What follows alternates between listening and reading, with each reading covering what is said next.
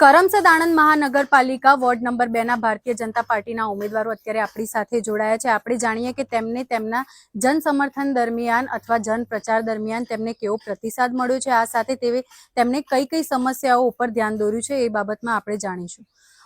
અત્યારે આપણી સાથે કિરણભાઈ પરમાર જોડાયા છે। કિરણભાઈ, અત્યારે તમે જન સંચાર સાધી રહ્યા છો, એ દરમિયાન તમને કેવી પ્રમુખ સમસ્યાઓ જાણવા મળી છે અને એ માટે તમે કેવું નિરાકરણ વિશે વિચારી રહ્યા છો?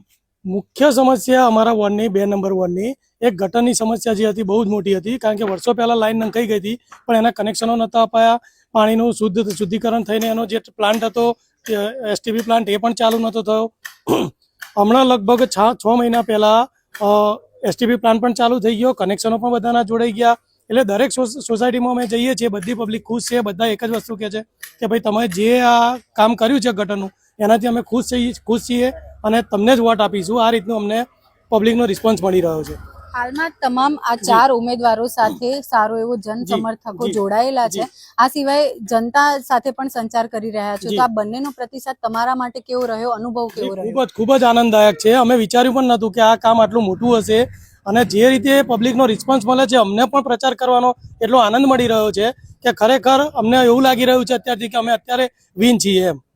અને અત્યારે તમે તમારી જનતાને શું સંદેશો આપવા માંગો છો? જી, અમે એ જ કહીએ છીએ કે અમે ભવિષ્યમાં જે બાકી જે સમસ્યા જે થોડી ઘણી રહી ગઈ છે, કે જે ગટરોના કનેક્શનો જે થોડા ઘણા આપવાના રહી ગયા છે, એ પણ સેકન્ડ ફેઝમાં અમે લઈ લઈશું। એની અમે જવાબદારી લઈએ છીએ।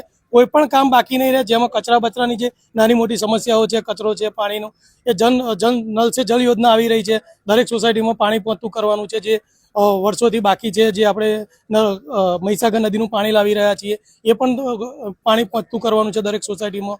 આ રીતે જેટલા સરકાર ઉપરથી મોદી સાહેબના જે પ્લાન્સ આવે છે, એ બધા અમે જન પ્રતિનિધિઓ મારફતે અમે અમારા થ્રુ પબ્લિક સુધી પહોંચાડવાનું કાર્ય કરી રહ્યા છીએ। આ સાથે જ અત્યારે વોર્ડ નંબર 2 ના અન્ય એક ઉમેદવાર મિતેશભાઈ પટેલ પણ આપણી સાથે જોડાયા છે। મિતેશભાઈ, અત્યારે તમે સીધો જનસંચાર કરી રહ્યા છો, ભારતીય જનતા પાર્ટીએ તમારા ઉપર વિશ્વાસ મૂક્યો છે, શું કહેશો? તમારો અનુભવ શું કહે છે? બસ, ભારતીય જનતા પાર્ટીએ જે મારી પર વિશ્વાસ મૂક્યો છે, એ વિશ્વાસ ખરે અર્થમાં પૂર્ણ કરવા માટે હું પ્રતિબદ્ધ હંમેશ રહીશ। અને જે પ્રમાણે જનસંપર્ક સારામાં સારો અમને જન પ્રતિસાદ ખૂબ સારો મળી રહ્યો છે અને જે નાની મોટી સમસ્યાઓ છે એને અમે પ્રાથમિકતા આપીશું અને એનો ઝડપી ઉકેલ લાવીશું। જે ગટરના નાના મોટા પ્રશ્નો છે, ક્યાંક બીજા નાના મોટા એવા પ્રશ્નો હોય એને અમે પ્રાથમિકતા આપીને એનો ઉકેલ લાવી દઈશું। તમારા મતે હાલમાં તમારા વિસ્તારની પ્રમુખ સમસ્યાઓ શું છે અને એના નિરાકરણ માટે અત્યારે તમે કેવું વિચારી રહ્યા છો? પ્રમુખ સમસ્યામાં ક્યાંક ગટરના પ્રશ્નો છે, જ્યાં એ ગટરની બીજા ફેઝમાં જે પ્રમાણે છે એ પ્રમાણે બીજા ફેઝમાં એને લેવડાવીને અને એના કનેક્શનોનું કામ ઝડપી કરાવડાવી દઈશું। આ સાથે જેટલી પણ જનતા તમને જોઈ રહી છે, તમારા ઉપર કેટલાક સમર્થકોએ વિશ્વાસ પણ મૂક્યો છે, એમના માટે શું સંદેશો આપશો?